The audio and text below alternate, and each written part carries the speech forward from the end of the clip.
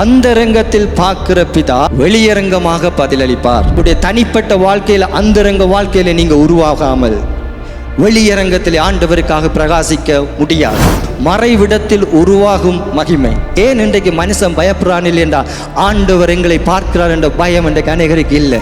நினைத்த காரியத்தை எப்படியாவது வாழ்ந்துட்டு போவோம், என்னென்றாலும் செய்துட்டு போவோம். நான் விரும்பினது என்னுடைய கார். சபையில நாம் என்ன செய்கிறோம்? வெளி வேஷத்துக்கு பரிசுத்தவானை போல நானும் நீங்களும் என்ன செய்யலாம்? நடித்து விட்டு போகலாம். ஒரு 100 பேருக்கு முன்னால தேவன் பயன்படுத்த வேணுமா இருந்தால் தனிமையில நீங்கள் சிந்துகிற கண்ணீர், தனிமையில உங்களுடைய இருதயம் உடைக்கப்படுகிற உடைவுகள், தனிமையில நீங்க ஆண்டவருக்காக படுகிற பிரயாசங்கள், தனிமையில தேவனுக்கு இணைகிற அந்த இணைவு தான் 100 பேருக்கு முன்பாக உங்களை என்ன செய்யும்? மகிமை அடைய செய்யும். எத்தனை ஒரு பாடல் காணும், இல்லாட்டி ஒரு வார்த்தை காணும், யாரோட இருதயத்தை தொட வேணுமா இருந்தால் என்னுடைய உங்களுடைய அந்தரங்க வாழ்க்கை மிகவும் முக்கியம். பிசாசுக்கும் இன்றைக்கு என்னுடைய உங்களுடைய அந்தரங்க வாழ்க்கை தான் முக்கியம். கொஞ்சத்தில் உண்மை என்பது எங்களுடைய தனிப்பட்ட வாழ்க்கையில், அந்தரங்க வாழ்க்கையில, மறைக்கப்பட்ட வாழ்க்கையில கொஞ்ச காரியம் என்றாலும் உண்மையா இருந்தால், இன்றைக்கு எத்தனையோ காரியத்தை நாம் விரும்பினதை செய்கிறோம், வெறுக்கிறத செய்கிறோம், அருவருக்கிறத செய்கிறோம். ஆனா தேவ சமூகத்துல ஆண்டவரே உண்மையும் முத்தமுள்ள நீதிக்காரனாய் நான் உமக்காக ஏற்றுக்கொள்ளவே ஆண்டவர் என்ன செய்ய, பரிதபிக்கப்பட்ட நிலை, கைவிடப்பட்ட நிலைக்கு இன்னைக்கு நானும் நீங்களும் என்ன செய்வோம்? கடந்து போயிடுவோம். சவுல் அவன் செய்தது எல்லாமே சரி.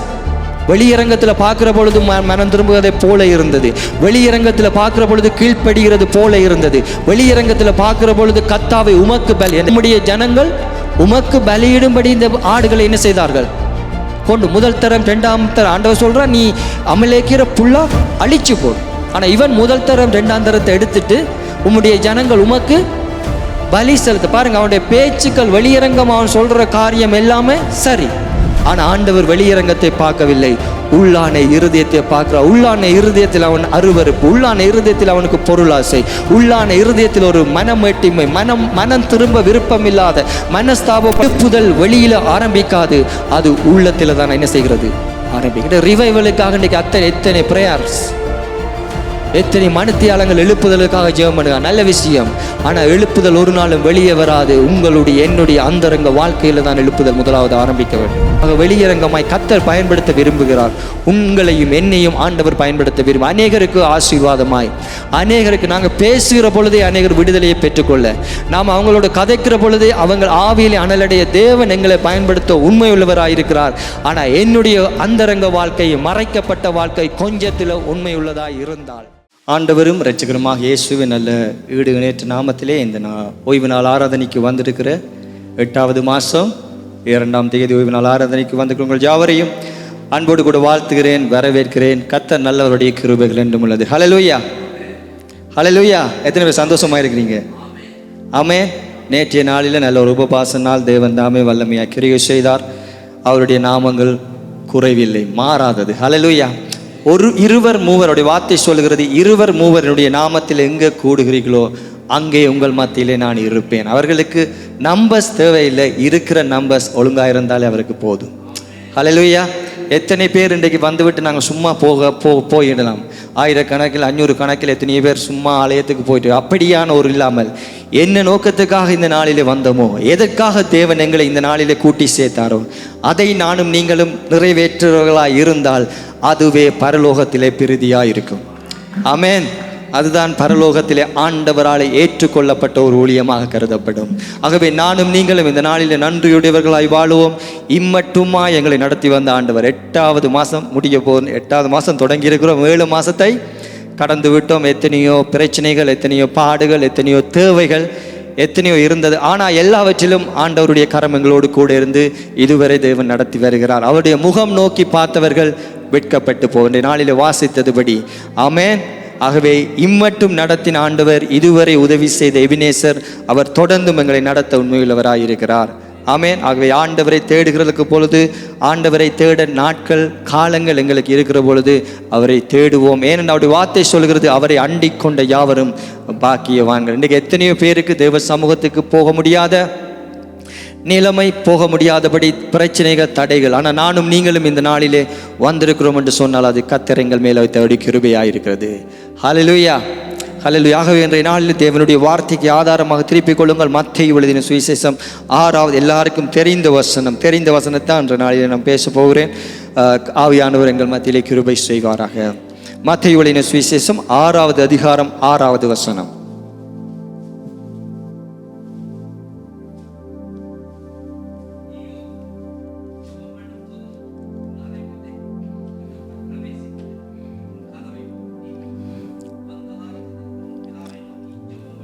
அந்தரங்கத்தில் இருக்கிற உன் பிதாவை நோக்கி ஜெபம் பண்ணு.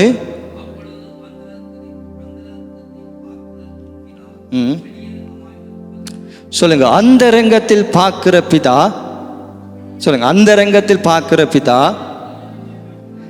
வெளியரங்கமாக பதிலளிப்பார். ஆமென். இன்றைக்கு நம்முடைய எல்லோருடைய வாழ்க்கையிலும் ஒரு வெளிப்படையான மகிமையை பார்க்க விரும்புகிறோம். ஆண்டவர் என்னை பயன்படுத்த வேண்டும். வெளியில் ஒரு 10 பேர் 20 பேர் 50 பேர் 100 பேருக்கு முன்பாக தேவன் என்னை மகிமை அடைய வேண்டும். தேவன் அநேக ஜனங்கள் என்னை கனம் பண்ண வேண்டும், உயர்த்த வேண்டும், ஒரு உயர்ந்த ஸ்தானத்தில் பார்க்க வேண்டும் என்று எங்கள் எல்லோருக்கும் விருப்பம். ஆனால் வேதம் சொல்லுகிறது, அந்தரங்கத்தில் உன்னையும் என்னையும் பார்க்கிற ஆண்டவர் தான் வெளியரங்கத்தில் என்ன செய்வார்? பலன் அளிப்பார். நானும் நீங்களும் வெளியரங்கமான பலனை அனுபவிக்க வேணுமாயிருந்தால் எங்களுடைய அந்தரங்க மறைவிடமான வாழ்க்கை இன்றைக்கு கிறிஸ்தவர்களாக எங்களுக்கு மிகவும் முக்கியம். ஹல்லேலூயா. எல்லாரும் குனிஞ்சு நிலத்தை பார்க்குற மாதிரி இருக்கு. வார்த்தை சிலவில் இன்றைக்கு கொஞ்சம் கஷ்டமாக தான் இருக்கும். இந்த வார்த்தை எனக்கு தெரியலை. ஏன்னா நேற்றைய நாளில் பேசின வார்த்தை அநேகருக்கு ஆசீர்வாதமாக. ஏன் தேவன் அந்த வார்த்தையை கொடுத்தார் இதற்கென்று எனக்கே தெரியவில்லை. ஆனால் நாங்கள் எழுதுறதை விட, நாங்கள் யோசிக்கிறத விட ஆண்டவர் எங்களுடைய சிந்தனையில் சில காரியங்களை போடுவார். இதில் நான் அகிலாவோட கூட பகிர்ந்து கொண்டேன். இதில் இருக்கிறத விட சில வேளை நம்ம வேறு இதுக்கே போயிடுவோம். ஆனால் அது யாரோ ஒருவருக்கு அது பேசுகிற ஒரு வார்த்தையாக இருக்கும். நேற்று வாசினி சொன்னதுபடி இதில் நான் நிற்கிறேன் என்று பார்க்காம இதில் வர சத்தம் தேவனுடைய சத்தம் என்று பார்த்தீங்கன்ற ஆசீர்வாதத்தை நானும் நீங்கள் சுதந்திரித்துக் கொள்ளலாம். இன்றைக்கு கிறிஸ்தவர்களாகிய நானும் நீங்களும் அழைக்கப்பட்டது, பிடிக்கப்பட்டதன் ஒரு நோக்கம் இந்த உலகத்திலே பயனுள்ளதாய் பிரகாசிக்கும்படியாய். இன்றைக்கு எத்தனை பேர் நாங்கள் ஜெபம் பண்ணுகிறோம், எத்தனை வருஷமாய் ஜெபம் பண்ணுகிறோம், ஆனால் பலனை என்ன செய்ய முடியவில்லை, பெற்றுக்கொள்ள முடியவில்லை. காரணம், வெளியரங்கமான பலன் எனக்கு கிடைக்க வேணுமாயிருந்தால் உங்களுடைய வாழ்க்கையினுடைய அந்தரங்க வாழ்க்கையை ஆண்டவர் பார்க்கிறார். இன்றைக்கு அந்தரங்க வாழ்க்கை, மறைக்கப்பட்ட வாழ்க்கை, தனிமையாக இருக்கிற வாழ்க்கை யாருக்குமே தெரியாது. இன்றைக்கு அதனால தான் இன்றைக்கு அநேகர் என்ன செய்கிறார்கள், எப்படி என்றாலும் வாழலாம், என்னென்றாலும் செய்யலாம், தாங்க விரும்பியபடி வாழலாம். ஆனால் வெளியரங்கத்தில் இன்றைக்கு அநேகருக்கு பிரகாசிக்க விருப்பம், ஆனால் வேதாகமத்தின் அடிப்படையில் அது பயன்படுத்தப்பட முடியாது. இன்றைக்கு அந்தரங்க வாழ்க்கை தான் ஆண்டவர் உன்னையும் எங்களையும் உருவாக்குகிற ஒரு இடம். இன்றைக்கு உருவாக்குறோம். இங்கே உருவாக்கவே முடியாது. உங்களுடைய தனிப்பட்ட வாழ்க்கையில், அந்தரங்க வாழ்க்கையில் நீங்கள் உருவாகாமல் வெளியரங்கத்தில் ஆண்டவருக்காக பிரகாசிக்க முடியாது. தேவன் நேசித்தது உண்மைதான், தேவன் எங்களை அறிந்து கொண்டது உண்மைதான். ஆனால் 4 சுவருக்குள்ளே மறைக்கப்பட்ட சூழ்நிலைக்குள்ளே நானும் நீங்களும் என்ன செய்து கொண்டிருக்கிறோம், எப்படி வாழுகிறோமோ அதன் அடிப்படையில் தான் வெளியரங்கமான பதிலை எங்களால் என்ன செய்ய முடியும், பார்க்க முடியும். எனக்கும் விருப்பம்தான். 10 பேர் எங்களை கனம் பண்ணணும், 4 பேர் எங்களை மதிக்கணும், நாங்கள் ஜெபம் பண்ணுகிற பொழுது அற்புதங்கள் நடக்கணும், அதிசயங்கள் நடக்கணும், 10 பேர் விழணும். ஆனால் இந்த வெளியரங்கமான பலனை நானும் நீங்களும் அனுபவிக்க வேணுமாயிருந்தால் எங்களுடைய அந்தரங்க வாழ்க்கையை கர்த்தர் பார்க்குகிறார். ஆனால் இன்றைக்கு நாங்கள் அந்தரங்க வாழ்க்கைக்கு என்ன செய்வதில்லை, அந்தரங்க வாழ்க்கையை நினைக்கிறதே இல்லை. நினைத்த போல ஒரு வாழ்க்கை, நினைத்த காரியங்கள் எல்லாம் செய்கிறது. அந்தரங்க வாழ்க்கை என்பது மறைக்கப்பட்ட சூழ்நிலை. இன்றைக்கு அநேகருக்கு சிந்தனை எங்களுடைய அந்தரங்க வாழ்க்கை யாருக்குமே தெரியாது. இந்த இடத்துல நீங்கள் என்ன சிந்திக்கிறீங்க, என்ன நோக்கமாக இருக்கிறீங்க, இது மறைக்கப்பட்ட ஒரு எண்ணம். அந்தரங்கத்தில் இருக்கிறது மறைக்கப்பட்ட இந்த எண்ணம் என்ன நினைக்கிறீங்கன்னு யாருக்குமே தெரியாது. இந்த அந்தரங்க நோக்கம், அந்தரங்கள் மறைக்கப்பட்ட இதில் நாம் சரியாக இல்லாவிட்டால் ஆண்டவர் சொல்லுகிறார், கதவை பூட்டி நீ உள்ளுக்குள்ளே போய் அந்தரங்கத்தில் இருக்கிற பிதாவை நோக்கி ஜெபம் பண்ணு. அப்பொழுது கர்த்தர் உங்களுக்கு அந்தரங்கத்தில் பதில் தர மாட்டார். 4 பேர் ஆச்சரியப்படத்தக்கதாய், ஒரு 400 பேர் யோசிக்கத்தக்கதாய் வெளியரங்கமாய் பதில் தருவார். நானும் நீங்களும் வெளியரங்கமான பதிலை பிரயாசப்படுகிறோமாயிருந்தால் அந்தரங்க வாழ்க்கையை, மறைக்கப்பட்ட வாழ்க்கையை குறித்து நானும் நீங்களும் இன்றைக்கு என்ன செய்ய வேண்டும், கூடிய கவனம் உள்ளவர்களாயிருக்க வேண்டும். ஆமென். இன்றைக்கு மனுஷன் பார்க்காத இடத்தில் தான் தேவன் ஒரு மனிதன் என்ன செய்கிறார், உருவாக்குகிறார். யாருமே பார்க்காத ஒரு சூழ்நிலை, எங்களுடைய அந்தரங்கம் மறைக்கப்பட்ட தலைப்பு மறைவிடத்தில் உருவாகும் மகிமை. ஸ்டீவுக்கு வேண்டியே நான் தலைப்பை சொல்றது என்ன, ஸ்டீவ் ஒரே கேட்பா தலைப்பு என்ன தலைப்பு என்ன தலைப்பு என்னன்னு சொல். மறைவிடத்தில் உருவாகும் மகிமை. ஒரு மகிமையை நானும் நீங்களும் பெற்றுக்கொள்ள வேணுமாயிருந்தால் தேவன் அதை எங்கே உருவாக்குகிறான்? எங்களுடைய மறைவிடத்தில், எங்களுடைய அந்தரங்கத்தில். இன்றைக்கு என்னுடைய அந்தரங்க வாழ்க்கை என்னுடைய மனைவிக்கு தெரியாது, உங்களுடைய அந்தரங்க வாழ்க்கை யாருக்குமே தெரியாது. இன்றைக்கு எத்தனை குடும்பங்கள் அந்தரங்க வாழ்க்கையிலே தேவையற்ற காரியங்களை செய்வதால் குடும்பங்கள் சீரழிந்து போயிருக்கிறது. இன்னைக்கு அந்தரங்க வாழ்க்கை யாரோ பார்க்கல என்று நினைக்கிறோம். ஆனால் அந்தரங்க வாழ்க்கையில் என்னையும் உங்களையும் பார்க்கும்படியாக ஒருவர் என்ன செய்கிறார் இருக்கின்ற. யோசிச்சு பாருங்க, இந்த அறைக்குள்ள ஒரு கேமரா போட்டி இருந்தா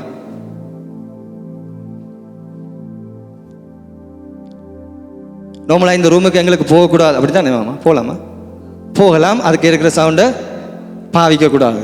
ஆனால் நாங்கள் என்ன செய்வோம், இந்த சவுண்டு இல்லைன்னு அந்த சவுண்டை போடுவோம். இதில் ஒரு கேமரா போட்டி இருந்தா அப்போ சாதாரண ஒரு கமராக்கு இவ்வளவு பயம்ண்டா. இன்றைக்கு ஏன் இன்றைக்கு பயபக்தியில் ஏன் இன்றைக்கு மனுஷன் பயப்படுறான் இல்லையண்டா? ஆண்டவர் எங்களை பார்க்கிறார் என்ற பயம் இன்றைக்கு அநேகருக்கு இல்லை. அதால தான் இன்றைக்கு தேவ பயமற்றவர்களா எங்களுக்கு நினைத்த காரியத்தை எப்படியாவது வாழ்ந்துட்டு போவோம், என்னென்றாலும் செய்துட்டு போவோம். நான் விரும்பினது என்னுடைய கார், என்னுடைய பெற்றோரை, அந்த ஒரு கிறிஸ்தவ. ஆனால் சபையில் வந்து நாம் என்ன செய்கிறோம், வெளி வேஷத்துக்கு பரிசுத்தவானை போல நானும் நீங்களும் என்ன செய்யலாம், நடித்து விட்டு போகலாம்.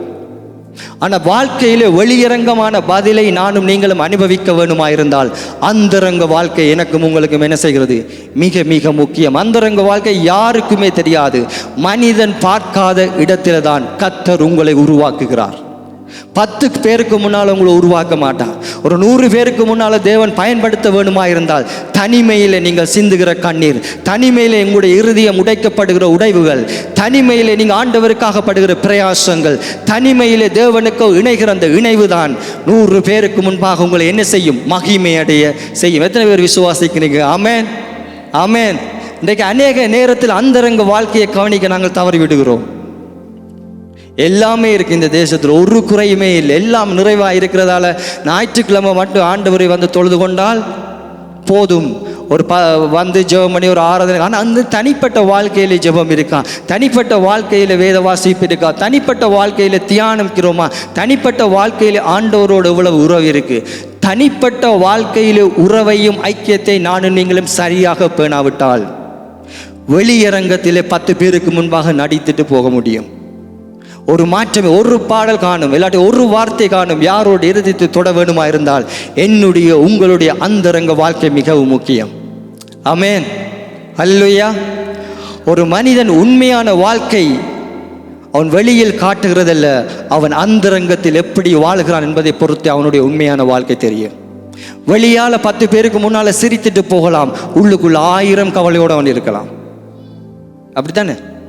வெளியால் கண்டா ப்ரைஸ் லோட் அப்படி இப்படி சிஸ்டர் சுகமாக இருக்கிறீங்களா எல்லாம் கேட்டுட்டு இருக்கிறான். ஆனால் அவனோட உள்ளுக்குள்ள 1000 பிரச்சனை, எத்தனையோ கண்ணீரோடு கவலையோடு. ஏன்டா வாழ்க்கை கூட ஏன் இந்த தேசத்தில் வாழுகிறோம், ஏன் இப்படி ஒரு வாழ்க்கை, எப்பயோ நான் முடித்துக்கலாம், உள்ளுக்குள்ள பயங்கர என்ன யோசனை. ஆனால் வெளியால் எப்படி இருக்கலாம், சிரித்து சாதாரணமாக நாங்கள் நபர்களை சமாளித்து விட்டு கடந்து செல்கிறோம். ஆனால் தேவன் வெளி தோற்றத்தை பார்க்கிறவர் இல்லை, உள்ளான இருதயங்களை பார்க்கிறவர். ஆமென்.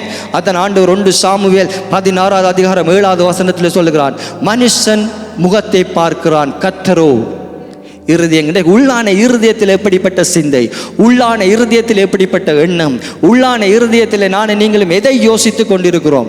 வெளியால வாக்குத்தத்தம், வெளியால தரிசனம், வெளியால தேவன் அற்புதங்களை செய்வாடைய, உள்ளுக்குள்ள இதெல்லாம் எங்கே நடக்க போகுது, இதெல்லாம் கத்துறங்க, இதெல்லாம் இதுக்கெல்லாம் ஆண்டவர் எப்படி என்னை பயன்படுத்த போகிறார்? இன்றைக்கு அநேகம் உள்ளான காரியங்கள் அந்தரங்க வாழ்க்கையை நானும் நீங்களும் பார்க்க தவறுகிறதால தேவன் வெளியரங்கமான வாழ்க்கையில் எங்களுக்கு பலனளிக்க முடியாத தடையாக இருக்கிறது. ஹல்லேலூயா, ஹல்லேலூயா. இன்றைக்கு தேவனுக்கு எப்படி உள்ளான வாழ்க்கை, எங்களுடைய அந்தரங்க வாழ்க்கை முக்கியமோ அதை விட பிசாசுக்கும் இன்றைக்கு என்னுடைய உங்களுடைய அந்தரங்க வாழ்க்கை தான் முக்கியம். இன்றைக்கு அநேக நேரத்தில் அந்தரங்க வாழ்க்கையில் தேவன் கிரிகை செய்கிறாரோ இல்லையோ, அநேகருடைய அந்தரங்க வாழ்க்கையில் மறைக்கப்பட்ட வாழ்க்கையில் யார் கிரிகை செய்கிறான் என்றால் பிசாசுக்கு நானும் நீங்களும் என்ன செய்கிறோம், இடம் கொடுத்து விடுகிறோம். யாருக்கும் தெரியாது. இந்த 7 நாள் திங்களிலிருந்து இப்போ காலம்ப சேர்ச்சுக்கு வர மாட்டேன் நாங்கள் என்ன செய்கிறோம்ட்டு யாருக்குமே இப்போ கூட நீங்கள் என்ன சிந்திக்கிறேன்னு யாருக்குமே தெரியாது. அநேக நேரத்தில் சிந்தனைகளுக்கூடாக செயல்களுக்கூடாக எங்களை தேவனுக்கு பிரகாசிக்க முடியாதபடி ஆண்டவர் எங்களுக்கு பலன் அளிக்கும் வெளியரங்கமாக தேவன் விரும்புகிறார். இன்றைக்கு என்னுடைய பிள்ளைகள் வெளியரங்க தோற்றத்தில் எப்படி என்னுடைய மனைவியை பார்த்து இந்த கலருக்கு அந்த கலர், அந்த கலருக்கு இந்த கலர். காரணம், வெளி தோற்றத்தில் அவர்கள் எப்படி இருக்கணும்? நல்லா இருக்கணும். வாகனத்தை பார்க்குற உட்டை பார்க்குற பொழுது எத்தனை மனத்தியாலங்க செலவழிக்கிறீங்க.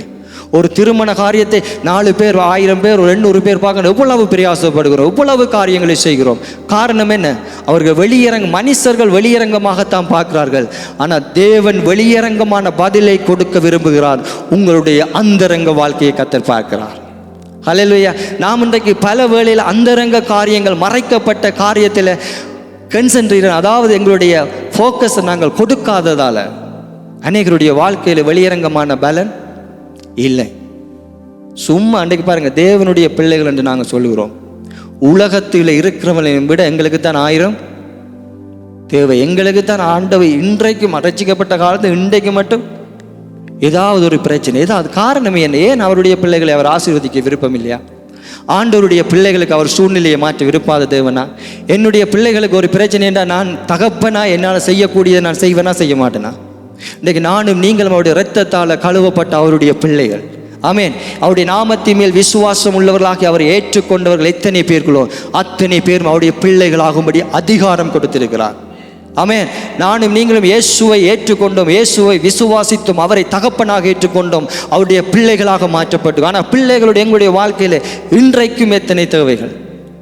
ஏன் ஆண்டவர் வெளியரங்கமான பதிலை செய்ய முடியாமல் இருக்கின்ற எங்களுடைய அந்தரங்க வாழ்க்கை தேவனுக்கு ஏற்றதை போல இல்லை.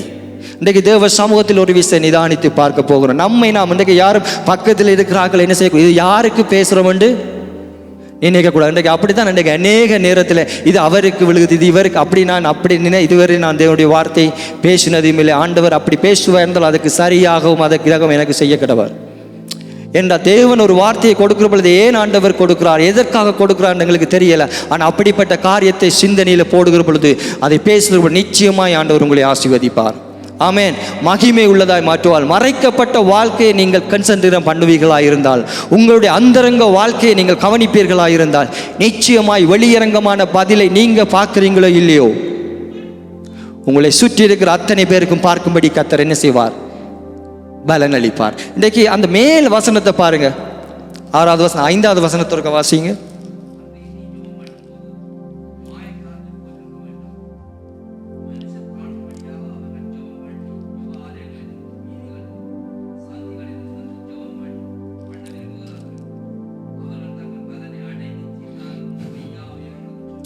ஆண்டவர் சொல்லுகிறார், மாயக்காரனை போல நீ என்ன செய்ய வேண்டாம், இருக்க வேண்டாம்.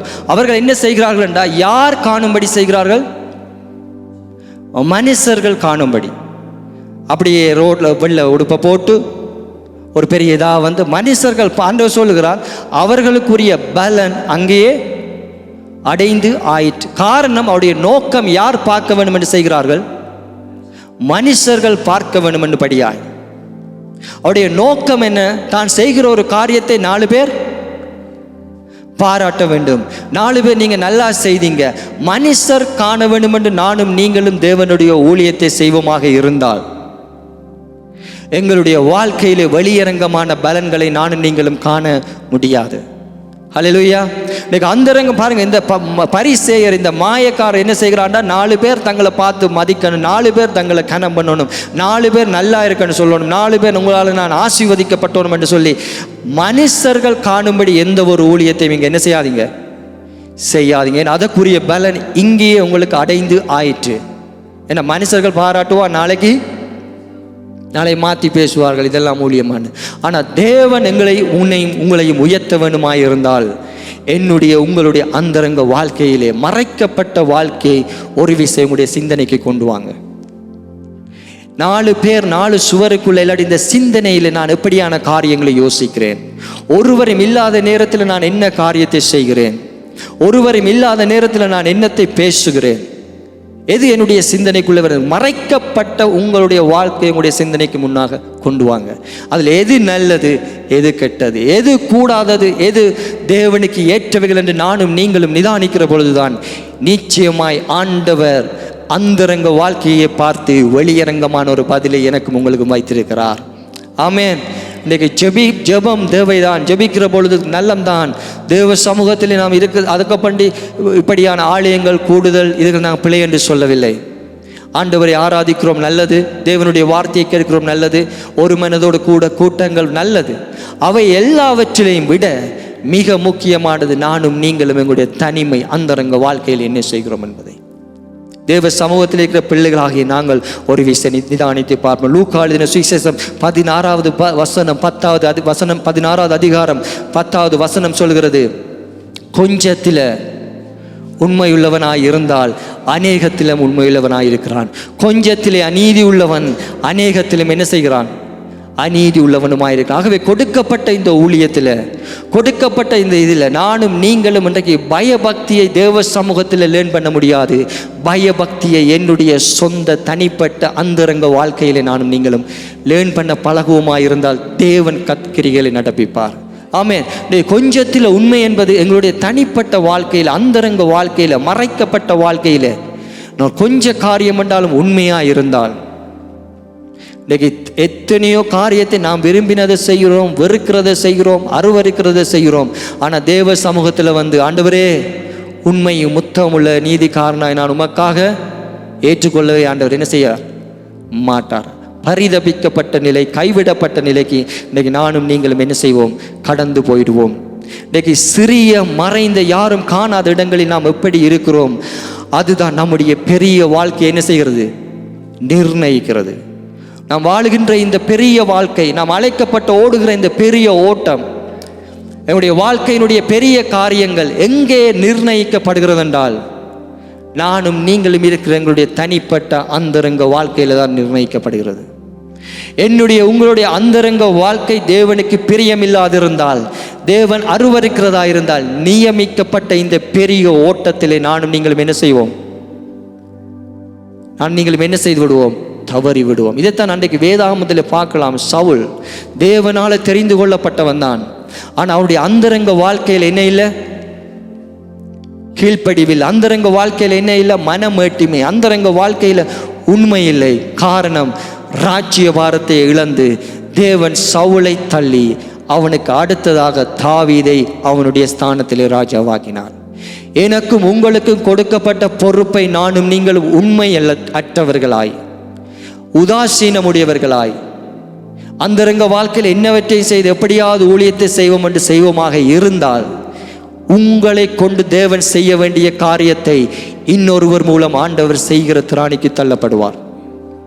யோசிக்காதீங்க, நான் என்னவுமே செய்யலாம், கர்த்தர் என்னை கொண்டு எப்படியாவது நிறைவேற்றுவா. இல்லை, அது யோனாவுக்கு அந்த தீர்க்கதரிசி அவன் போக போக பிடித்தார்.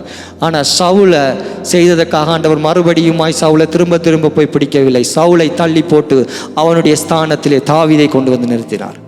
நானும் நீங்களும் கொடுக்கப்பட்ட பொறுப்பை உண்மையற்றவர்களாய் செய்வோமாக இருந்தால், இன்றைக்கு அந்தரங்கத்தில் மேட்டிமைகள், அந்தரங்கத்தில் பாவம், அந்தரங்கத்தில் அசுத்தமான காரியம். இன்றைக்கு சவுல் அவன் செய்தது எல்லாமே சரி. வெளியரங்கத்தில் பார்க்குற பொழுது மனம் திரும்புவதை போல இருந்தது. வெளியரங்கத்தில் பார்க்குற பொழுது கீழ்ப்படுகிறது போல இருந்தது. வெளியரங்கத்தில் பார்க்குற பொழுது கர்த்தாவை உமக்கு பலி என்னது, நான் நேற்றே பேசினபடி அந்த சம்பவத்தை சொல்லாமல் சொல்கிறேன். வெளியரங்கத்தில் பார்க்குற பொழுது சொல்கிறான், உம்முடைய ஜனங்கள் உமக்கு பலியிடும்படி இந்த ஆடுகளை என்ன செய்தார்கள் கொண்டு, முதல் தரம் ரெண்டாம் தரம். ஆண்டவர் சொல்கிறான், நீ அமலேக்கிற புல்லா அழிச்சு போடு.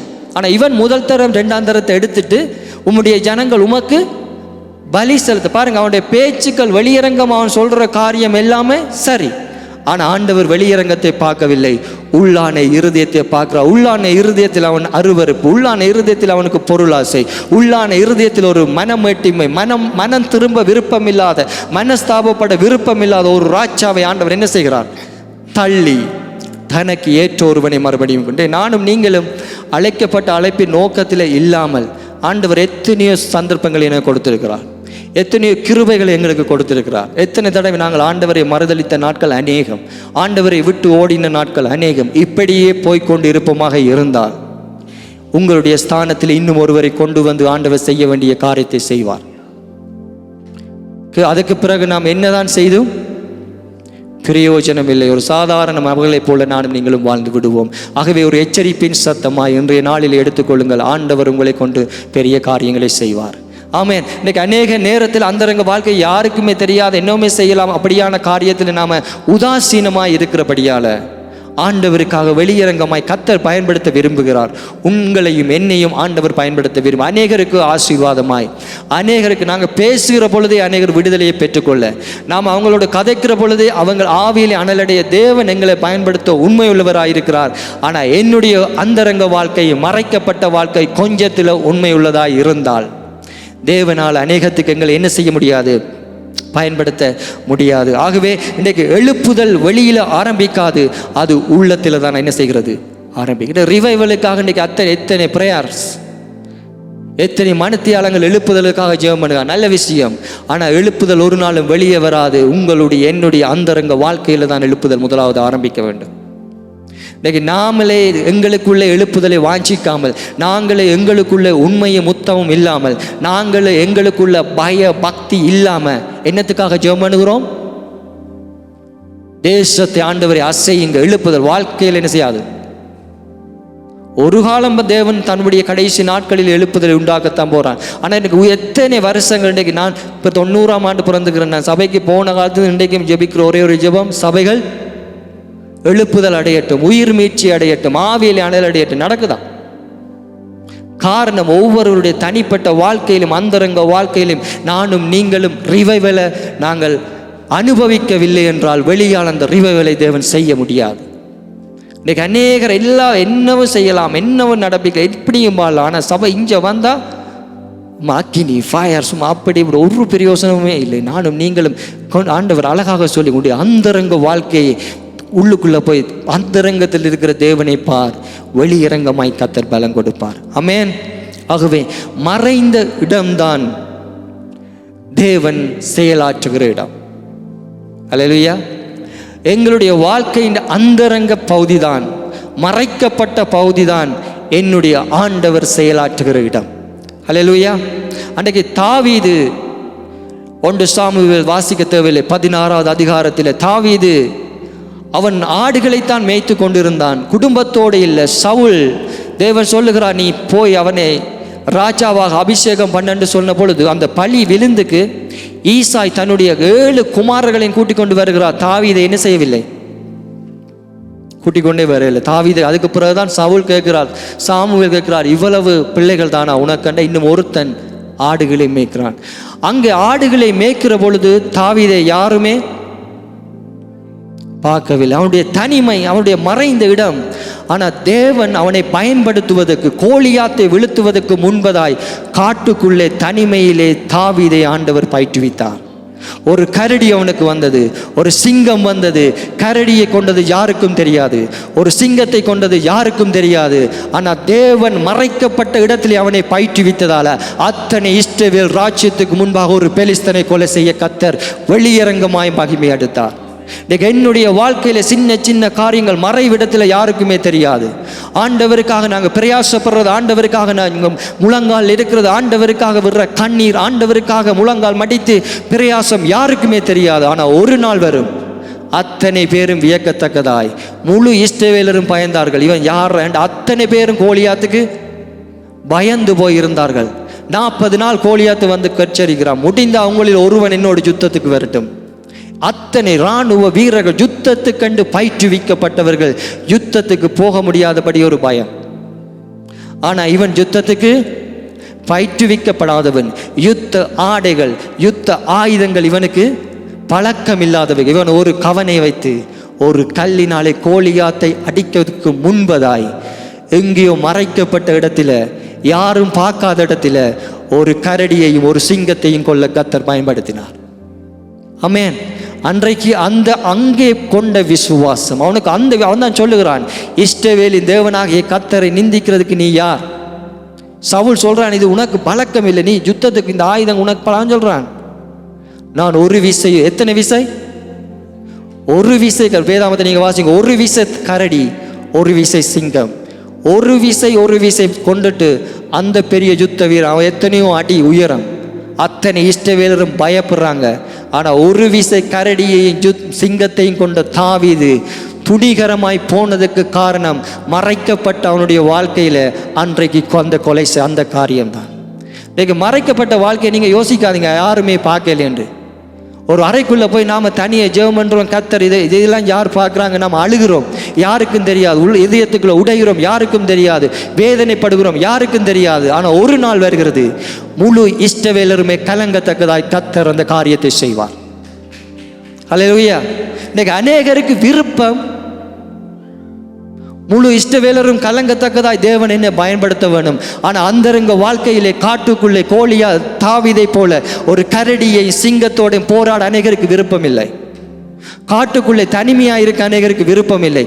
காட்டுக்குள்ளே உண்மையாக இருக்க விருப்பம் இல்லை. கொடுக்கப்பட்ட கொஞ்ச ஆட்டையும் அவன் உண்மையுமாய் யுத்தமுமாய் அன்றைக்கு அது விருப்பம் இல்லை. இன்றைக்கு அநேகருக்கு ஒரு 5 பேரானே 10 பேரானே இது என்ன ஊழியம்.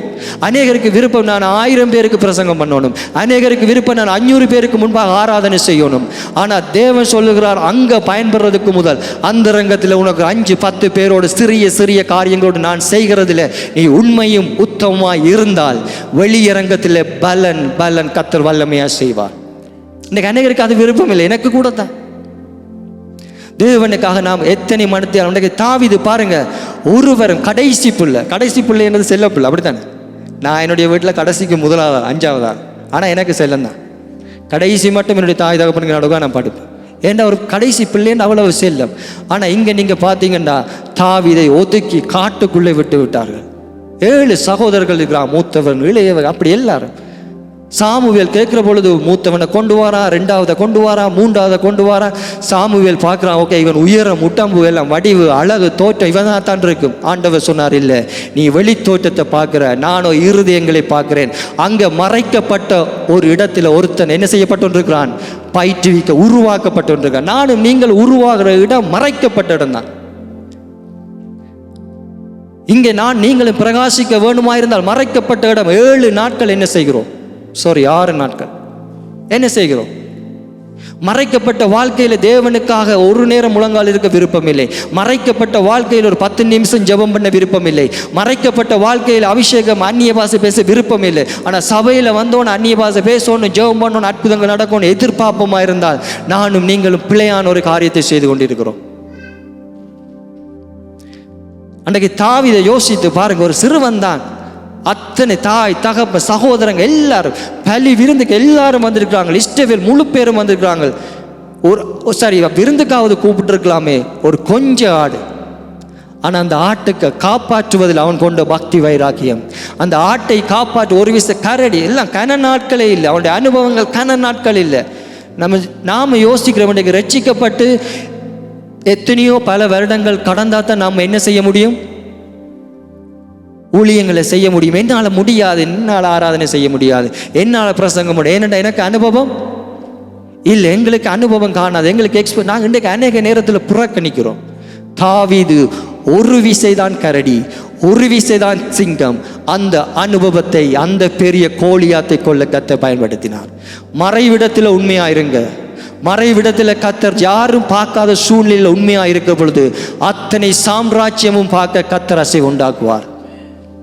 இன்றைக்கு வெளியரங்கத்தை இன்றைக்கு மனுஷன் பாருங்க, என்ன பார்க்கணுமென்றதுக்காக வேண்டியே எத்தனை லைவுகள், எத்தனை இது, ஒரு இடத்துக்கு போனால் எத்தனை அப்பா. காரணம் என்ன, தங்களை தாங்களே காண்பிக்கணும். நான் இந்த இருக்கிறேன் பாரு, இது பிழை இல்லை, நான் பிழையானதை சொல்லலை, அதெல்லாம் நானும் தான் செய்கிறேன் நல்லது. ஆனால் அதுவே எங்களுடைய நோக்கமாய் இருக்கக்கூடாது. நல்லது, நாம் போகிறோம், ஃபோட்டோக்கள் எடுக்கிறோம், போடுகிறோம். ஆனால் அது மேன்மை என்ன முதன்மைப்படுத்தணும், மேன்மைப்படுத்தணும். எப்படி நான் மேன்மை அடையலாம், எப்படி நான் 10 பேருக்கு முன்னால், எப்படி ஒரு 50 பேருக்கு முன்னால் 100 மதிப்புள்ளவனாய் கனமுள்ளவனாய் நான் மாறணும் என்று ஒரு நாள் நினைக்கக்கூடாது. தனி வீட்டுக்குள்ளே, எங்கட வீட்டுக்குள்ளே தனி அறைக்குள்ளே நான் என்ன செய்கிறேனோ அதுதான் வெளியரங்கத்திலே மறைமுகமாக கர்த்தர் செய்வார்.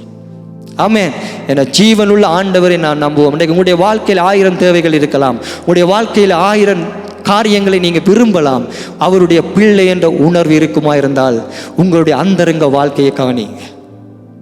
இன்னைக்கு அநேக நேரத்தில் தேவனை குறித்த பயம் இல்லாதால தேவன் இன்னைக்கு அந்தரங்க வாழ்க்கையில யாருமே பார்க்கல, கர்த்தர் பார்க்கல, ஆவியானவர் பார்க்கல. என்னவுமே நாம் செய்து போட்டு வெளியரங்கமான பதிலுக்கு தயவு செய்து யாருமே எதிர்பார்த்து பிரயோசனமே இல்லை. ஆகவே நானும் நீங்களும் இன்றைய தாவீதினுடைய காரியம், இன்றைக்கு மறைந்த இடத்தில் இருக்கிற அவனுடைய அந்த ஃபெய்த்ஃபுல், அவனுடைய அந்த உண்மைத்தன்மை தான் வெளியரங்கத்திலே கர்த்தர் உயர்த்துவதற்கு காரணமாயிருந்தது. இந்த தாவீதினுடைய காரியத்தை கொண்டு வாங்க. அவன் புறக்கணிக்கப்பட்ட ஒரு மனிதன். தாய் தான் சொல்கிறான், தகப்பனும் தாயும் என்னை மறந்தாலும் கர்த்தர் என்னை சேர்த்துக் கொள்வார். அப்போ அந்த எனக்கு அதிகாரம் தெரியல. தாவீது பிறகு அந்த 134 தாவீது சொல்கிறான், தேவனுடைய ஆலயத்துக்கு போகணும் என்ற பொழுது எனக்கு காரணம், அவன் அந்த நாட்களிலே ஆலயத்துக்கு கூட நீங்கள் அந்த சம்பவங்கள் அறிந்தீங்கன்னா நல்லா இருக்கும். ஏன்னா உண்மையிலே கர்த்தர் தாவீதை அவ்வளவாய் நேசித்தார். தாவீது விழுந்தது உண்மைதான். அதே தாவீது தான் அந்தரங்கத்திலே நல்லா இருந்து பிரகாசித்த அதே தாவீது தான் தனிமையா இருக்கும் போது அந்தரங்கத்தில் என்ன செய்தான்? விழுந்தான். இன்னைக்கு தேவ பிள்ளைகளாய் தேவ சமூகத்தில் இருக்கிறோமே, உங்களுடைய அந்தரங்க வாழ்க்கை, மறைக்கப்பட்ட வாழ்க்கையை குறித்து நானும் நீங்களும் தெளிவுள்ளவர்களாய் மாற வேண்டும். ஆமென். ஆகவே முதலாவது சொன்னேன், மறைந்த இடம் தேவன் செயலாற்றுகிற ஒரு இடமாய் மாறுகிறது. இரண்டாவது, அந்தரங்கத்தின் தனிமை அது பலவீனம் அல்ல, தேவன் தயார் செய்கிற ஒரு இடம். ஆமென். இன்னைக்கு பலர் நினைக்கிறார்கள், நான் தனிமையா இருக்கிறேன், ஆண்டவர் என்னை என்ன செய்து விட்டார்? கைவிட்டு விட்டார், என்னை நோக்கி பார்க்கவில்லை. அநேகர் இன்றைக்கு தனிமை, 10 பேரோடு இருந்தும் தங்களுக்குள்ள ஒரு தனிமையை உணர முடியும். தனியே இருந்தும் ஆண்டவரோடு உறவு கொள்வதனால் அவனுக்குள்ள தனிமையை என்ன செய்ய முடியாது? யார் ஒருவர் தன்னோடு. ஆனால் எத்தனையோ பேரோடு இருந்தும் மனுஷர்களோடு சுத்தி வர ஆக்கள் இருப்பாங்க, ஆனால் அவனுக்குள்ள பார்த்தீங்கன்னா எப்பவுமே ஒரு தனிமை. ஆனால் ஆண்டவர் மோசேயை 40 ஆண்டுகள் தனிமையாக வனாந்தரத்திலே கொண்டு என்ன செய்தார்? உருவாக்கினார். ஆண்டவருக்கு தேவை இஸ்ரவேல் ஜனங்களை எகிப்திலிருந்து விடுவிக்க வேண்டும். வனாந்தரத்தின் வழியிலே எகிப்தியரை இஸ்ரவேலரை நடத்த வேண்டும், அற்புதங்கள் அடையாளங்களை செய்ய வேண்டும் என்று சொன்னால் அவனை எகிப்திலே இருந்து பிரித்து கானானிலே கொண்டு போய் அங்கே வச்சு என்ன செய்கிறார்? 40 ஆண்டுகள் தனிமையிலே மோசே ஆண்டவர் என்ன செய்கிறார்? உருவாக்குகிறார். மோசே உருவாக்கப்பட்டது யாருக்குமே தெரியாது. தனிமையில் உருவாக்கப்பட்ட மோசே, ஆனால் இன்றைக்கு எத்தனை பேருக்கு அற்புதமாய் எத்தனை வல்லமை உள்ள காரியங்களை செய்ய ஆண்டவர் என்ன செய்தார்? பயன்படுத்தினார். நாம் விசுவாசிப்போம், எங்களுடைய சூழ்நிலையிலே எங்களுடைய காரியங்களிலே கர்த்தர் இன்றைக்கு செயலாற்ற விரும்புகிறார் என்றால் அந்தரங்க மறைக்கப்பட்ட வாழ்க்கையிலே தனிமையாக இருக்கிற பொழுது மாத்திரமல்ல, தனிமை கூட தேவன் நம்மை உருவாக்குவதற்கென்று சொல்லி ஒரு சூழ்நிலையாக பயன்படுத்தி கொள்ளுங்க. ஆமென். இயேசுவானவர் பாருங்க, இயேசுவானவர் 30 வருடங்கள் மறைக்கப்பட்ட வாழ்க்கை, 3.5 வருடங்கள் தான் ஊழியம் செய்தார். ஆமென். தெரிந்து கொள்ளப்பட்டவர், இந்த உலகத்தை மீட்கும்படியாக அனுப்பப்பட்டவர், 30 வருடங்கள் மறைக்கப்பட்ட ஒரு வாழ்க்கை. 30வது வயதில் தான் ஆண்டவர் ஊழியம் வந்தார். 3.5 வருஷம் அந்த ஊழியம் அவர் செய்ய வேண்டிய அத்தனையும் என்ன செய்தார்? செய்து முடிக்க ஆண்டவர் கிருபை செய்தார். இன்னைக்கு அநேக நேரத்தில் நாம யோசிக்கிறோம், இந்த மறைக்கப்பட்ட காலங்கள் இப்படியான இடத்தில் எங்களுக்கு இருக்க என்ன செய்யவில்லை? விருப்பம் இல்லை. அப்படியான காலத்தில் நாம கர்த்தர் பாருங்க, இயேசுவானவரே இன்றைக்கு 30 வருடத்துக்கு முதல் ஆண்டவர், அது இஸ்ரவேலுடைய கலாச்சாரமாக இருந்தாலும் அதுக்கு பிறகுதான் அவர் தாய் தகப்பனை விட்டு வரக்கூடிய சூழ்நிலை இருந்தாலும் யோசித்து பாருங்க, அந்த மறைக்கப்பட்ட காலத்திலே தேவனுடைய நோக்கம், தேவனுடைய சித்தத்தை செய்வதற்காக அவர்கள் என்ன செய்யப்படுகிறார்கள்? உருவாக்கப்படுகிறார்கள். அந்த நாட்கள் இருந்ததால் அந்த 3.5 வருஷம் செய்த ஊழியம் எவ்வளவு மகிமை உள்ளதாய் மாறினது. ஆமென். ஆகவே எவ்வளவு நாட்கள் எங்களுடைய அந்தரங்க வாழ்க்கையிலே நானும் நீங்களும் முன்னுரிமை கொடுக்கிறோமோ, மகிமைப்படுத்துகிறோமோ, அவ்வளவு தேவன் என்னையும் உங்களையும் பயன்படுத்துவார். ஹல்லேலூயா. இன்றைக்கு பாருங்க, அந்தரங்க வாழ்க்கை ஆண்டவருக்கு, நான் சொன்னதுபடி ஆண்டவருக்கு முக்கியம் என்று சொல்ல, அதே அந்தரங்க வாழ்க்கையை பிசாசும் என்ன செய்கிறான்? தனக்கு மறைவிடமாக வேலை செய்யும்படி பயன்படுத்துகிறான். ஆமென். இன்றைக்கு உங்களுடைய மறைவான வாழ்க்கை எப்படி இருக்கிறது? ஒரு விஷயம் சிந்தித்து பாருங்கள். அது தேவனுடைய கரத்தில் இருக்கிறதா, அல்லவிட்டால் பிசாசு உங்களுடைய அந்தரங்க வாழ்க்கையை கையில் வைத்திருக்கிறானா ஏதென்று சொல்லி தேவ சமூகத்தில் இன்றைக்கு நானும் நீங்களும் ஆராய்ந்து பார்க்க போறோம். ஒரே மனிதன் தாவீது அன்றைக்கு ஆடுகளை மேய்க்கிற பொழுது அந்தரங்கத்திலே அவன் உண்மை உள்ளவனாயிருந்தான். இதே ராஜாவாய் மாறின போது, இதே தாவீது யுத்தத்துக்கு போக வேண்டிய ராஜாக்கள் யுத்தத்துக்கு போக வேண்டிய காலத்தில் என்ன செய்யவில்லை? யுத்தத்துக்கு போகவில்லை. யுத்தத்துக்கு போகாததால, அவர் இருக்கக்கூடாத இடத்துல இருந்ததால, பார்க்கக்கூடாத காரியத்தை பார்த்ததால, செய்யக்கூடாத காரியத்தை செய்து விழுந்து போனார். ஆமென்.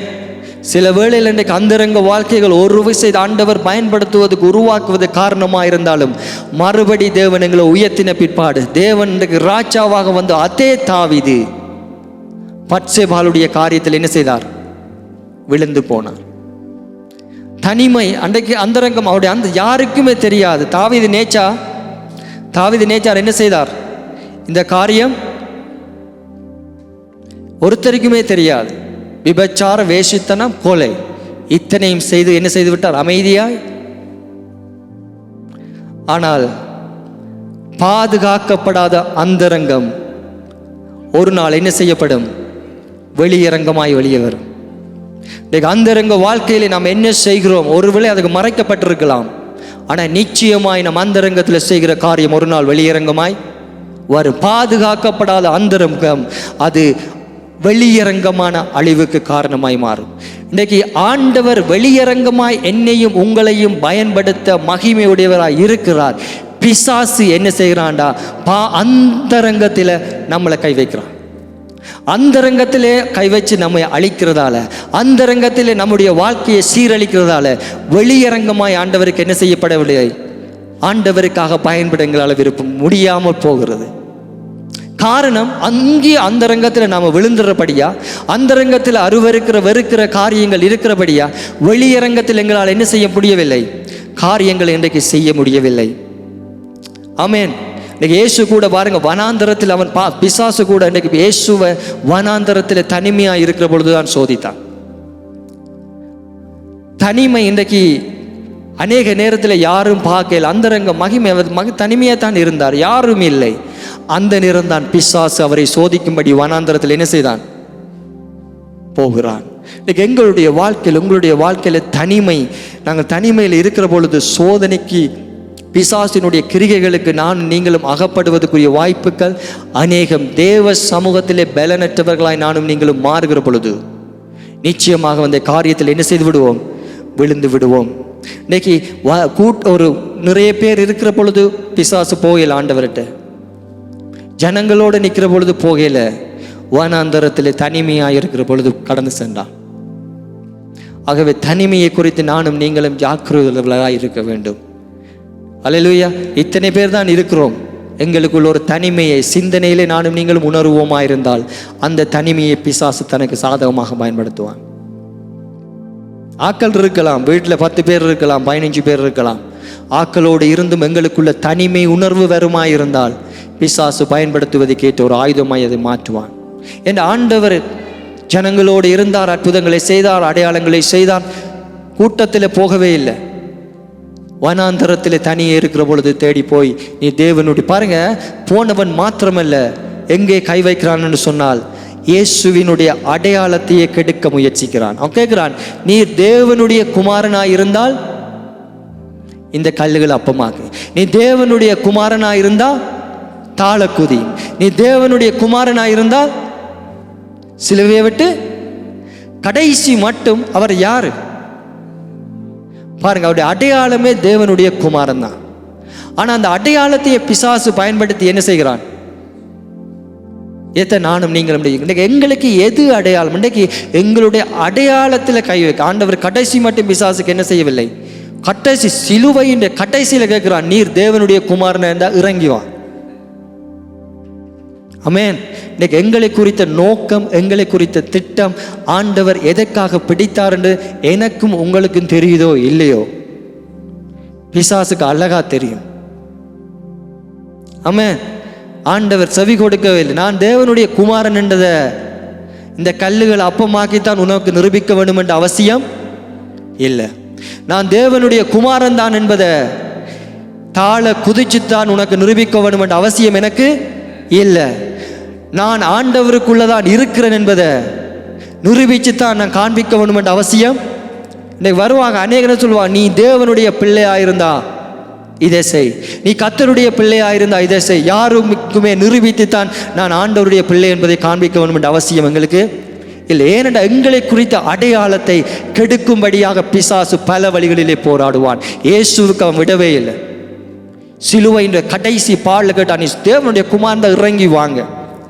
ஆண்டவன் நினைச்சிருந்தா இறங்கி இருக்கலாம், அத்தனை பேரையும் அடிச்சிருக்கலாம். ஆனால் தேவன் செய்யவில்லை. நானும் நீங்களும் அவருடைய பிள்ளைகள் தான். நானும் நீங்களும் அவருடைய இரத்தத்தால் கழுவப்பட்டவர்களான். எங்களுக்கு அழைப்பு இருக்குது, எங்களுக்கு அபிஷேகம் இருக்குது, எங்களுக்கு தரிசனங்கள் இருக்குது, ஊழியங்கள் இருக்குது. ஆனால் நீ தேவனுடைய கர்த்தருடைய பிள்ளையாக இருந்தால் இதை செய், நீ ஆண்டவருடைய பிள்ளையாக இருந்தால் காண்பி. அப்படிப்பட்ட எந்த ஒரு காரியத்துக்கு நானும் நீங்கள் நிரூபிக்க வேண்டிய அவசியமே இல்லை. ஹல்லேலூயா. என்னென்னாலும் நினைச்சிட்டு போகட்டும். ஏன்னா இதான் வேதாகமத்தின் சத்தியம். நானும் நீங்களும் நிரூபிக்க போவோமாயிருந்தால் அதையே பிசாசு பலவீனமாக பயன்படுத்தி தேவ திட்டத்திலிருந்து எங்களை என்ன செய்து விடுவான். ஆண்டவர் நிரூபிக்க போயிருந்தா யோசிச்சு பாருங்க, இன்றைக்கு நானும் நீங்களும் ரட்சிக்கப்பட்டிருப்போமா? அவருடைய ரத்தம் சிந்தப்பட்டிருக்குமா? பாவம் கழுவப்பட்டிருக்குமா? சாபம் கழுவப்பட்டிருக்குமா? பிள்ளைகளாகும்படியான அதிகாரம் எங்களுக்கு இருக்கா? புறஜாதியார நாங்கள் ஆண்டவரை தொழுது கொள்ளலாமா? யோசிச்சு பாருங்க, எவ்வளவு காரியம்.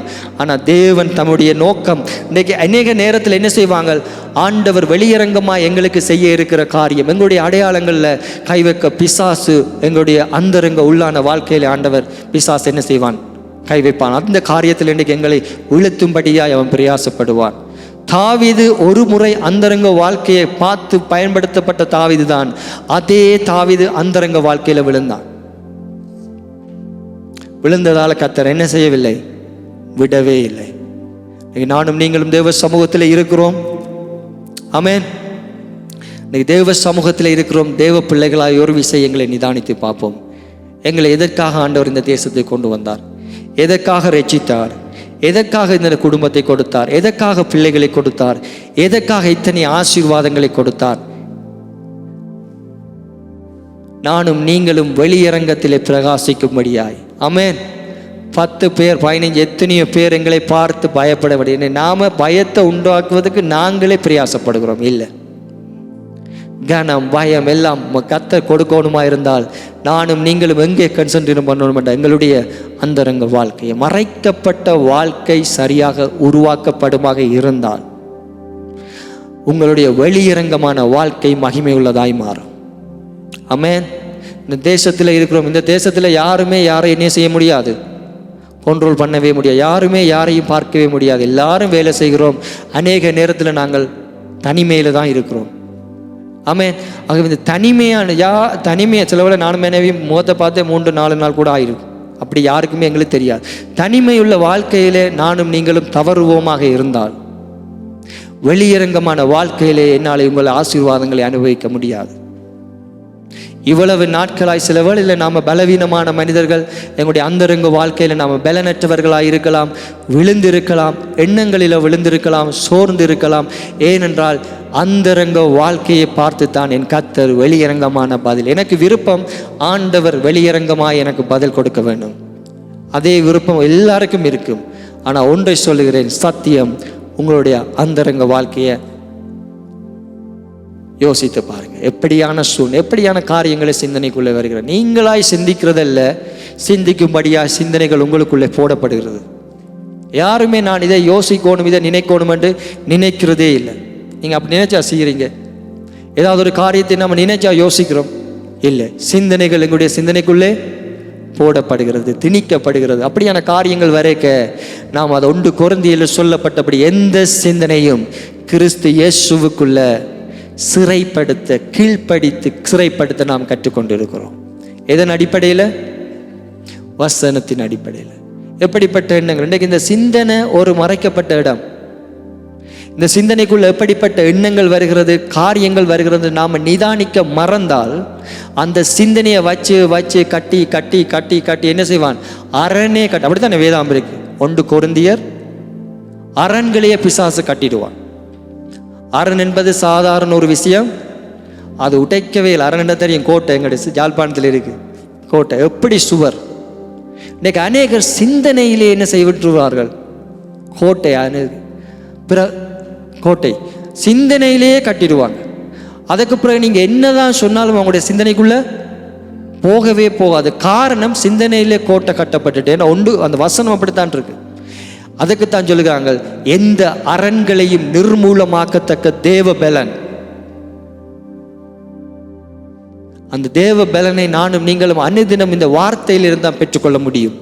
வார்த்தையிலிருந்து பெற்று அப்படிப்பட்ட எண்ணங்களை நாம் என்ன செய்யணும்? கிறிஸ்து இயேசுவுக்குள்ள சிறைப்படுத்தி இல்லாமல் ஒழிப்புமாய் இருந்தால் எங்களுடைய அந்தரங்க வாழ்க்கை அது உண்மையாய் உத்தமமாய் இருக்குமாய் இருந்தால் வெளியரங்கமான வாழ்க்கையில் அநேகர் ஆசீர்வாதங்களை பெறுவார். ஆமென். இன்னைக்கு எல்லாருக்கும் விருப்பம் வெளியரங்க வாழ்க்கை தான். ஆனால் எல்லாரும் தவறுகிற ஒரு பகுதி அந்தரங்க வாழ்க்கை. நானும் நீங்களும் தேவ சமூகத்தில் இருக்கிறோம். தேவனுடைய வார்த்தை இந்த நாளில் உங்களோடு பேசப்பட்டிருக்கிறது. ஆகவே சூழ்நிலைகள், சந்தர்ப்பங்கள் எப்படிப்பட்டதாக இருந்தாலும் என்னுடைய அந்தரங்க வாழ்க்கையிலே நாம் முக்கியத்துவம் கொடுக்கிற பொழுது நிச்சயமாகவே ஆண்டவர் வெளியரங்கமான வாழ்க்கையில் எங்களுக்கு பலன் தருவார். அல்லேலூயா. எங்களுடைய போர் ஆயுதங்கள், வெப்பன்ஸ், மாம்சத்துக்கு ஏதுவானவர்கள் இராமல் அரண்களை, எப்படிப்பட்ட அரண்கள்ண்டா வாசிங்க கீழே, தேவ பலம் உள்ளதாக இருக்கிறது. அவைகளால் நாங்கள் தர்க்கங்களையும் தேவனை அறிகிற அறிவுக்கு விரோதமாக எல்லா மேட்டிமையையும் நிர்மூலமாக்கி, இதான் முக்கியம், எந்த எண்ணத்தையும் கிறிஸ்துவுக்குள் கீழ்ப்படிய சிறை. அதாவது இந்த அரண்கள், அதாவது எண்ணத்தின் மூலங்கள்லாம் இந்த அரண்கள் என்ன செய்யப்பட்டாச்சு? அநேகருடைய வாழ்க்கையில் கட்டப்பட்டார். இப்படிப்பட்ட எண்ணங்கள் சில வேளை சொல்லியிருப்பாங்க, ஏதாவது ஒரு காரியம் வந்தால் இது உங்களுடைய பரம்பரை சாபம்.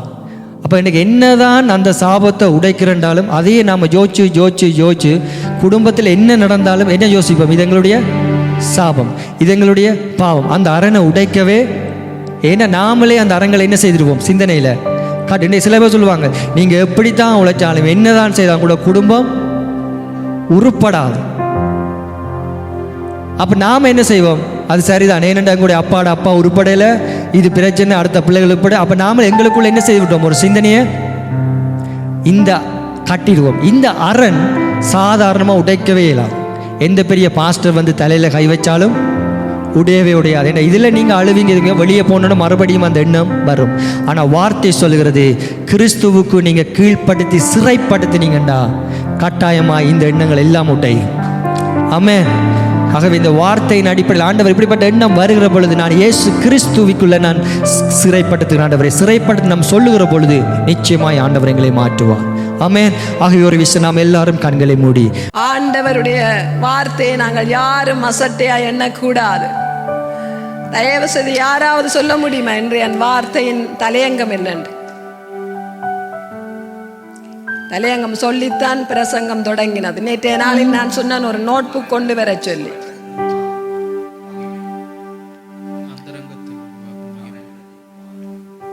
நேற்றைய தினத்தில் வந்தவர்களுக்கு நான் சொன்னேன், நோட்புக் கொண்டு வாங்க. ஏனென்று சொன்னால், இந்த வேதாகமம் எழுதப்பட்டு இருக்காது விட்டால் என்று எங்கள் கையில் இல்லை. தேவனுடைய ராஜ்யம் கட்டப்பட முடியாது. பேசப்பட்டு ஒவ்வொரு நபரும் எழுதி வச்சபடியாத்தான் கோர்வையாக என்று எங்களுடைய கரத்தில் ஜீவனாய் எங்கள் கரத்தில் வேதாகமம் உண்டு. ஒவ்வொருத்தரும் நோட்புக் கொண்டு வந்து இந்த வார்த்தையை எழுதும்படியாக தயவாய் அன்பாய் கேட்டுக்கொள்ளுகிறேன். நான் ஆண்டவருடைய சமூகத்தில் போன நாள் துவங்கி இன்று வரைக்கும் நான் எழுதுவதை நிறுத்தவில்லை. எங்களுடைய வீட்டில் சாட்சி, எப்போ என்ன செய்தி கேட்டால் என்ன, வேதம் வாய்ச்சால் என்ன, எந்த ஆவிக்குரிய புத்தகங்கள் வாய்ச்சாலும் என்னோடு என்ன பேசுகிறதோ அதை எழுதி வைப்பேன் உடனடியாக. கர்த்தர் அந்த ஆர்வத்தை வாஞ்சியை கண்டு தம்முடைய காரியமாக இன்று எடுத்து பயன்படுத்தி வருகிறார். அவருடைய மகிமை, அவருக்கே மகிமை உண்டாகட்டும். என்னன்னு சொன்னால், மறைவிடத்தில் உருவாகும் மகிமை தலையங்கம். ஆனால் நான் அதற்கு முதல் நான் எழுதி வச்சேன், எனக்கூடாக வெளிப்படுத்தப்பட்டது. அந்தரங்கத்தில் பார்க்கிற பிதா வெளியரங்கமாய் பதிலளிப்பார், இல்லை பலனளிப்பார். பலன் வெளியரங்கமாய் கண்ணுக்கு முன்பாக கொண்டு வந்து நிறுத்துவார். பதிலளித்தாலாவது உங்களுக்கு பதிலளிப்பார். சிலதை நீங்க மறைக்க முடியும். இது பலனாக வெளியரங்கமாக கண்ணுக்கு முன்பாக முளைத்து நிற்கும். ஒரு கற்பம் அதிகாய் 10 மாதத்துக்கு பிறகாகத்தான் கற்பம் வழியால வந்த குழந்தை வருகிறது. ஆரம்பத்தில் தெரியாது, முளைக்கப்படுகிறது. ஆனால் காலம் தாமதித்து அதன் விளைவை பலனாய் காண காண கர்த்தர் வெளியரங்கமாய் கொண்டு வருவார். யாரா இருந்தாலும் இது உங்களுக்கு மட்டுமில்ல, இங்க இருக்கிறவ யாருக்கும் மட்டுமில்ல. பேசல பார்த்து கொண்டிருக்கிறதான இந்த செய்தியை யார் யாரெல்லாம் பார்த்து கொண்டிருக்கிறார்களோ அவர்களுக்கு கூடாக ஆண்டவர் பேசுகிறார். கர்த்தர் கொண்டு வருவார். ஏனென்று சொன்னால் வார்த்தை வெறுமனே இந்த இடத்தில் பேசப்படவில்லை. இது அற்பமான ஊழியம் இல்லை. எத்தனையோ வடிச்செடுத்து கர்த்தர் கொண்டு வந்து இந்த இடத்தில் தமக்கு உகந்த பாத்திரங்களாக தன்னுடைய காரியமாய் ஆண்டவர் இந்த இடத்தில் நிறுத்தி இருக்கிறார். இனியும் நாங்கள் தேவனுக்கு முன்பாக துணிகரமாய் நிற்போமானால் எங்களை போல பரிதபிக்க கூடியவர்கள் யாரும் இல்லை. நாங்கள் யார்கிட்ட முகத்தையும் பார்க்க தேவையில்லை, பார்க்கவும் கூடாது. அது கர்த்தருடைய ஊழியம் அல்ல. ஆண்டவர் தாவீதை சவுலை தள்ளி தாவீதை தெரிந்தெடுக்கிறார். எப்படி? அதிலே வார்த்தையிலேயே சொல்லுகிறார், என்னுடைய இருதயத்துக்கு ஏற்றவனை நான் தெரிந்து கொண்டேன். அப்ப சவுல் என்ன செய்தான்? இருதயத்துக்கு ஏற்றபடி செய்யல. அதேதான் நாங்கள் எத்தனையோ காரியமாக புது பிள்ளைகள் அறிந்து கொள்ளுங்க, இது சத்தியம். நாங்கள் கூடி எத்தனையோ இடம் கடந்துதான் வந்த நாங்கள். அப்ப நாங்கள் பார்த்தோம் எந்த இடத்துல எல்லாம் எப்படி நடக்கிறது என்று சொல்லி பார்த்து விட்டும் இந்த இடத்தில் மனுஷனுக்கு மனுஷனாக முகம் பார்த்து அல்லது எங்களுக்கு ஏற்றபடி காரியங்களை நாங்கள் சுயத்துக்கு செய்வோமானால் இது பிரியமுள்ள ஊழியம் இல்லை. நீங்கள் அறிந்து கொள்ளுங்க ஐயா, இது பிரியமுள்ள ஊழியம் இல்லை. அதுபடினால் நீங்களே பகுத்தறியுங்கள். கர்த்தருடைய சமூகத்தில் நானும் கணக்கு கொடுக்க வேணும், நீங்களும் அந்த இடத்தில் வந்து சாட்சி சொல்ல வேணும். இது ஒரு கர்த்தருடைய ஊழியம் சும்மா இல்லையா, அது பரிசுத்த தேவன். அந்த தேவன் என்ன செய்கிறாருன்னு சொன்னா தேவனுடைய சித்தத்தை செய்யும்படிதான் எங்களை நிறுத்தி இருக்கிறார்.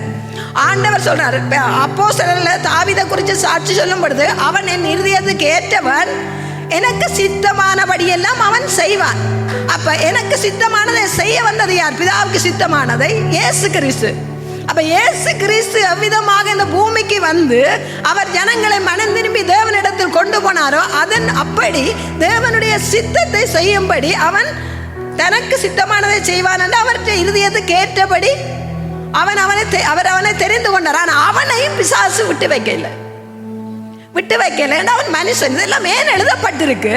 நாங்கள் அதை கற்றுக்கொள்ளும் வண்ணமாக. அவன் பாவம் செய்தான் தானே நாங்களும் செய்யலாம் இல்லை. இப்படி செய்தால் நீங்க அப்படி செய்யாத ஒரு அடையாளம்.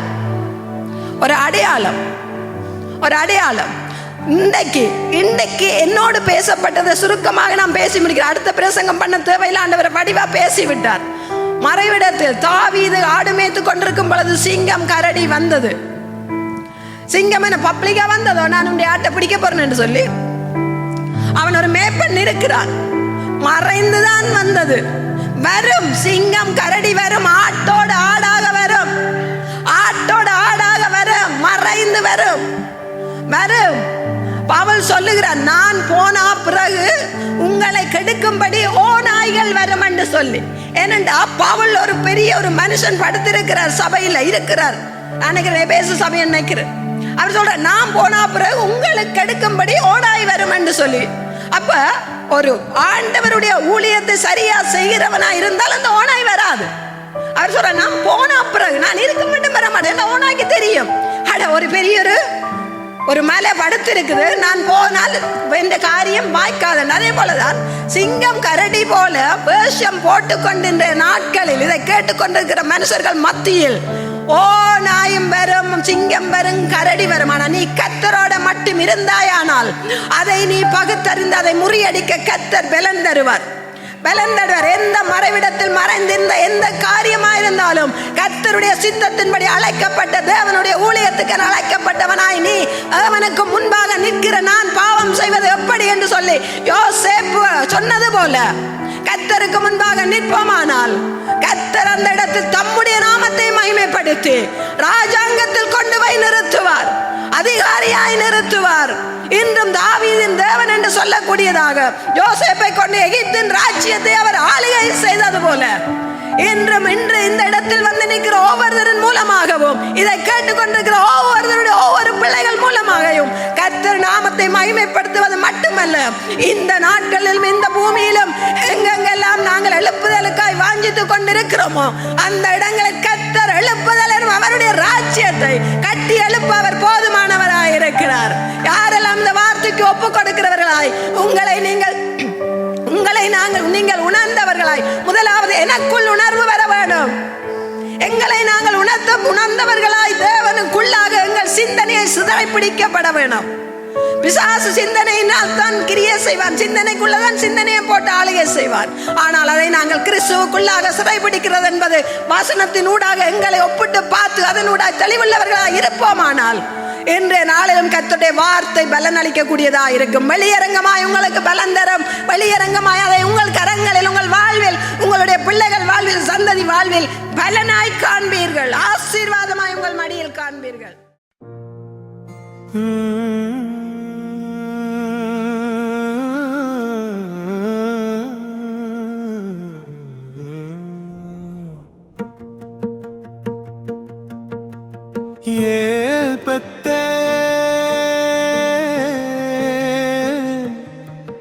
தேவனுடைய வீடு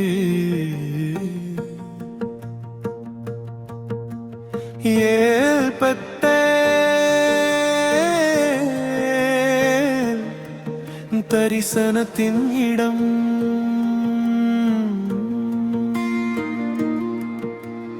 ஓடிய யாக்கோபை தேடி வந்தீ, தனிமையிலே பேசினீ, பலிபீடம் கட்டிய அந்த இடம் இன்றும் பரிசுத்தம்.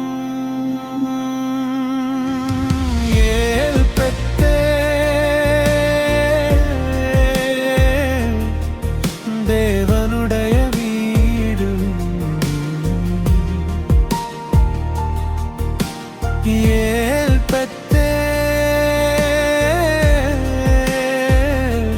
வானம் திறந்த இடம்.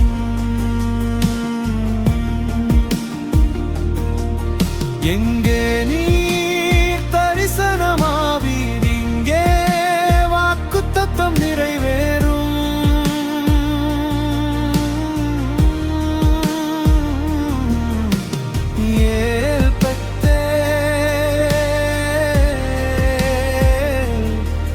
தேவனுடைய வீடு எங்கள் தலைமுறையின் அடையாளம்.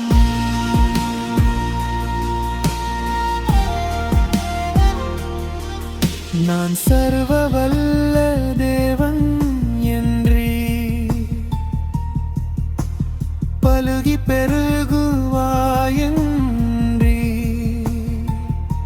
ஜாதிகள் உன்னிலிருந்து எழும் ராஜாக்கள் உன் சந்ததி.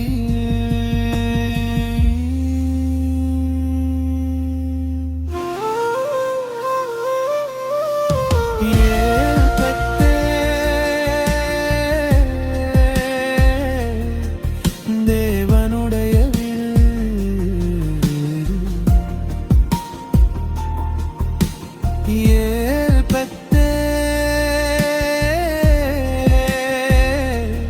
ஆசீர்வாதத்தின் இடம்.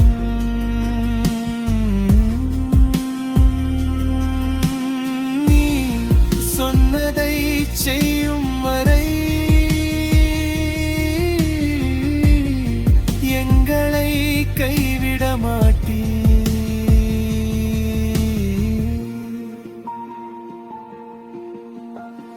இதோ வானத்தில் சிங்காசனம் மகிமையால் நிறைந்தது, மின்னலும் இடியும் சத்தமும் பரிசுத்தர் பரிசுத்தர். ஏழு ஆவிகள் எரிகின்றன, அக்கினி தீபங்கள் முன்பாக நாம் விழுந்து ஆராதிக்கிறோம் தேவனுடைய சிங்காசனத்தின் முன்.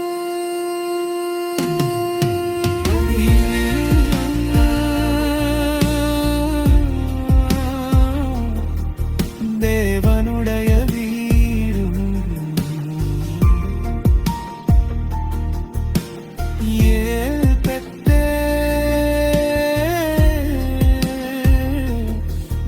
வானமும் பூமியும் சந்திக்கும் இடம். மேற்கும் கிழக்கும் பரவுவோம், வடக்கும் தெற்கும் நிறைவோம்.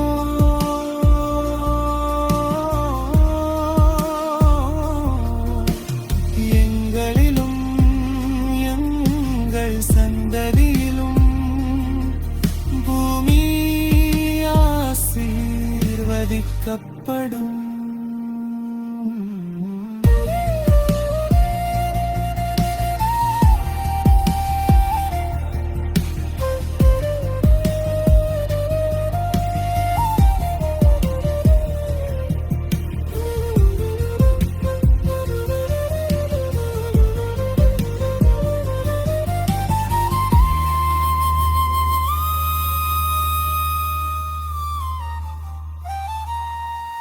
நீர் எங்களோடு இருப்பீர், போகும் இடமெல்லாம் காப்பீர்.